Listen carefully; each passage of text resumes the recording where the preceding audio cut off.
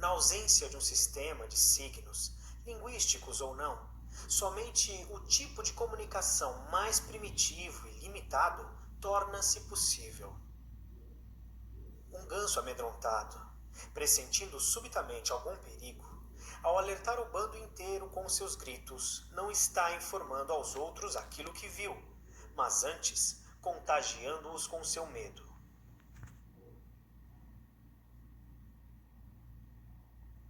São construídos culturalmente, quer dizer, não é que o sujeito inventa signos por si próprio, ele desenvolve a capacidade de representação simbólica inserido numa cultura que fornece para ele material para ele desenvolver esse campo do simbólico.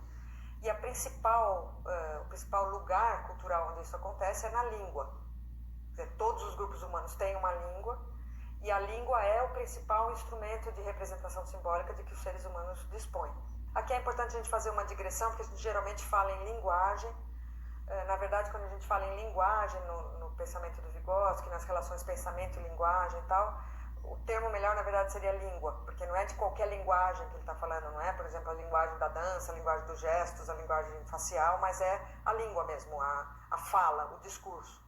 Como todos os grupos humanos têm uma língua, esta língua é um objeto de atenção primordial do Vygotsky, né, e vai ser muito importante para ele para pensar o desenvolvimento do pensamento e tal. Ele trabalha com duas funções básicas da linguagem. A primeira função é a função de comunicação, quer dizer, as pessoas primeiramente desenvolveram a língua para se comunicar, para resolver problemas de comunicação. Esse aspecto da língua já está presente nos animais. Os animais também se comunicam por algum tipo de linguagem, que é gestual ou sonora também e tal, com o objetivo explícito de comunicação, de troca entre os membros da espécie. É assim que para o ser humano também a linguagem nasce. Quer dizer, ela nasce como forma de comunicação. Então o bebê, a primeira coisa que ele faz é chorar. O primeiro ato de língua dele é chorar, ou de linguagem, né? Chorar. E isso tem uma função comunicativa, ele não tem uma pretensão de transmissão de uma informação muito precisa, muito amarrada, muito conceitual, nem seria possível. Uma segunda função da linguagem, que vai aparecer mais tarde no desenvolvimento, é o que o Vygotsky chama de pensamento generalizante, que é onde a língua encaixa com o pensamento. Quer dizer, é nesta segunda função que a relação pensamento-linguagem é muito forte, né?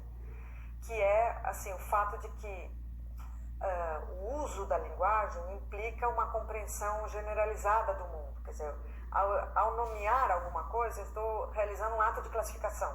Ao chamar um cachorro de cachorro, eu estou colocando aquele cachorro numa classe de objetos do mundo que são agrupáveis com ele, quer dizer, todos os cachorros seriam colocáveis naquela mesma categoria para a qual eu posso usar o rótulo cachorro. E ao mesmo tempo eu estou distinguindo essa categoria de todas as outras. O cachorro não é um gato, não é uma girafa, não é um sapato, não é uma cadeira.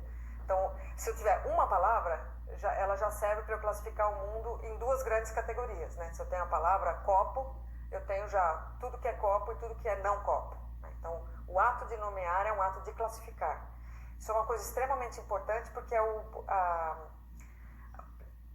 grande salto qualitativo na forma de relação do homem com o mundo, que a gente é capaz de abstrair, de generalizar, de classificar e tal, e isso é possível porque a gente dispõe de um sistema simbólico articulado, compartilhado, organizado por regras e tal, como a língua, que nenhuma outra espécie animal tem. O significado de uma palavra representa um amálgama tão estreito do pensamento e da linguagem que fica difícil dizer se se trata de um fenômeno da fala ou do pensamento. Do ponto de vista da psicologia, o significado de cada palavra é uma generalização ou um conceito. E como as generalizações e os conceitos são atos de pensamento, podemos considerar o significado como um fenômeno do pensamento. Para o Vygotsky, então, a relação entre pensamento e linguagem ele vai postular como sendo muito forte, muito tipicamente humana e muito importante para a definição do que é o funcionamento psicológico humano, né? Mas essa relação que ele postula como tão forte não nasce com o sujeito, ela não aparece pronta, ela é uma coisa que é desenvolvida ao longo do desenvolvimento psicológico tanto na história da espécie, na filogênese, como na história do próprio indivíduo, na ontogênese. Então, na filogênese, para começar por ela, primeiro, há linguagem, existe linguagem e existe pensamento separados, né? Então, existe linguagem com aquela função primeira de comunicação em todas as espécies animais, mas vamos pegar, por exemplo, os chimpanzés, que são a espécie mais próxima do humano, onde a gente pode olhar melhor para coisas que provavelmente pertencem à história humana, né? Quer dizer, olhando os chimpanzés, a gente pode imaginar um pouco como foi o homem antes do momento atual de desenvolvimento filogenético. Então, os chimpanzés usam linguagem para se comunicar. Ela tem só a função comunicativa, ela tem só aquela primeira função de intercâmbio social. Tem comunicação ali, tem gestos, tem expressões faciais, tem sons e tal. Só a linguagem separada. E tem alguma coisa que a gente poderia chamar primórdio de pensamento já, que é o que é chamado na psicologia de inteligência prática. Os chimpanzés são capazes de resolver problemas no mundo concreto de uma forma já que a gente poderia chamar de inteligente, no sentido de que ele atua sobre o ambiente, ele resolve problemas, ele busca soluções e tal, mas de uma forma inserida num contexto perceptual imediato. Então ele é capaz, por exemplo, tem esses experimentos bem conhecidos na psicologia, o chimpanzé é capaz de empilhar uns caixotes para alcançar umas bananas que ele não alcança só com o corpo dele, ele é capaz de pegar uma vara e puxar uma fruta que está fora da jaula com a ajuda da vara, quer dizer, ele está usando o instrumento, ele está agindo ativamente sobre o ambiente para solucionar um problema, então ele está usando uma inteligência prática, mas que é chamada de prática porque ela não tem nenhum componente simbólico. Então, por exemplo, o chimpanzé, se ele não tiver a banana e a vara no mesmo campo visual, ele já não resolve o problema. Ele não é capaz de imaginar que ele precisa, para alcançar daquela banana, ele precisa mais do que o próprio corpo, então ele vai à busca de uma solução. Ele não é capaz de fazer isso. Então, isso é um indicador de que ele não está funcionando num plano simbólico, ele está funcionando num plano só concreto. Na criança pequena, no bebê pequeno, também aparece isso, quer dizer, aparece a comunicação com fins de intercâmbio social, através de choro, gestual, outros tipos de sons, expressões faciais e tal, e aparece a construção de uma inteligência prática similar à do chimpanzé. A criança pré-linguística, antes da aquisição da linguagem, tem uma ação no mundo parecida com o que o chimpanzé tem mesmo. Ela é capaz de pegar um banquinho para alcançar um brinquedo que ela não alcança sozinha, ela é capaz de procurar uma bola que caiu atrás do sofá, ela é capaz de usar uma coisa para puxar outra, quer dizer, ela age inteligentemente, vamos dizer, no ambiente, resolvendo problemas, usando instrumentos e tal, num plano concreto, sem mediação simbólica, né? Então, tanto na história da espécie como na história da criança, há um momento em que existe linguagem com esta função primeira de intercâmbio social e existe pensamento ou primórdios de pensamento, que seria essa inteligência prática. Num determinado momento do desenvolvimento, essas duas potencialidades se unem e daí pensamento e linguagem se atrelam e não se desatrelam mais e vão representar uma parte substancial do funcionamento psicológico humano, né? Então, na história da espécie, isso aconteceu num determinado momento do desenvolvimento da espécie, que na verdade significa o ingresso da espécie humana na espécie humana propriamente, né? Quer dizer, no momento que nasce a espécie humana, que é um momento, claro, espalhado ao longo de milhares de anos aí, mas o homem passa a ser capaz de se comunicar pela linguagem como um sistema articulado e tal, e a inteligência dele então passa a ser uma inteligência abstrata. Ele pode funcionar em planos simbólicos, como a gente estava falando antes, ele passa a ser capaz de circular por momentos e espaços ausentes do espaço atual, perceptual presente. Ele pode ser capaz de imaginar, inventar, criar, recuperar coisas que aconteceram no passado e tal. Então ele tem uma inteligência, ele passa a ter uma inteligência, um pensamento de natureza simbólica.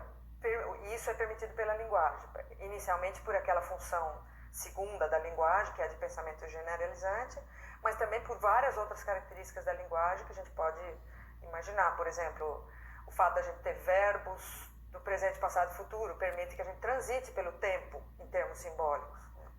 O fato de a gente ter termos para negação permitem que a gente negue no discurso, que a gente conceba o não, conceba a negação, conceba a inexistência, o zero, o nenhum e tal, porque a língua permite isso. Na ausência da língua seria muito difícil a gente conceber a ausência. A presença até sim, mas a ausência não. A relação entre o pensamento e a palavra é um movimento contínuo de vai e vem do pensamento para a palavra e vice-versa. O pensamento não é simplesmente expresso em palavras. É por meio delas que ele passa a existir. Como é que eu faço? Então eu vou pegar aquela primeira, segunda, direita. Aí eu faço a volta na praça. Subo. Não. Eu pego por ali, né? Aí eu faço aquela volta. Bom, tá legal. A língua é uma coisa que está fora da pessoa inicialmente, quer dizer, quando a criança nasce, ela nasce num meio falante já, que já tem uma língua e que ela vai se apropriar dessa língua ao longo do seu desenvolvimento. Então esse é um movimento que vai acontecer de fora para dentro. Então para o Vygotsky, o primeiro uso da linguagem é o que ele chama de fala socializada, quer dizer, é a fala da criança com os outros, para os outros, só do lado de fora dela, como se fosse com essa função comunicativa inicial. Então é na interface dela com o outro que a língua aparece primeiro.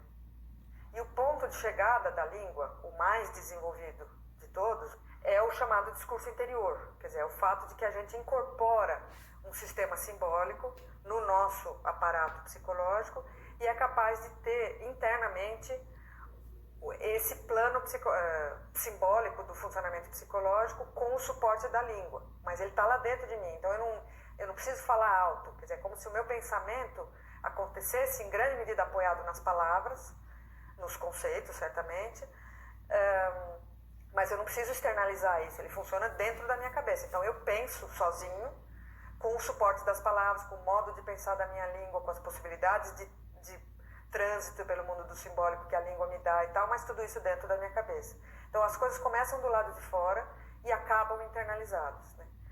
E o Vygotsky propõe que entre uma coisa e outra, entre o que acontece lá fora e o que acontece dentro, ocorre um momento do desenvolvimento que é a chamada fala egocêntrica, que é, quem tem contato com criança sabe disso, a criança por volta de 3, 4 anos fala sozinha, ela fala alto, mas ela está falando para ela mesma, ela não precisa do interlocutor, ela pode estar sozinha no ambiente, ela fala também. Este fenômeno foi identificado pelo Piaget e o Vygotsky se apropria da ideia do Piaget para discutir essa ideia, mas eles usam com concepções bem diferentes, justamente porque o Vygotsky está trabalhando as coisas de fora para dentro e o Piaget de dentro para fora. Então, para o Piaget existe fala egocêntrica, mas ela é um indicador de que o desenvolvimento está saindo de dentro do sujeito e indo para fora. E no Vygotsky é exatamente o oposto. A existência da fala egocêntrica indica que a fala está sendo posta para dentro. Aquela comunicação que era entre as pessoas vai estar sendo internalizada pelo sujeito para se tornar um instrumento dele, né, interno.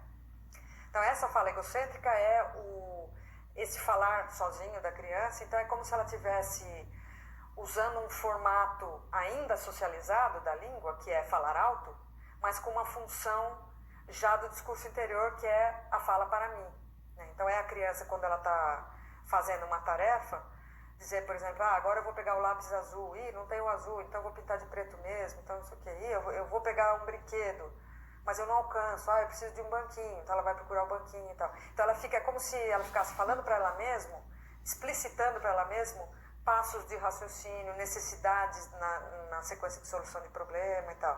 A linguagem egocêntrica aparece muito mais quando a criança está posta em situação de dificuldade cognitiva, né? Então o que evidencia o fato de que a linguagem é um instrumento de pensamento. Então ela está se usando como suporte mesmo, ela usa a língua para ajudar ela a resolver um problema.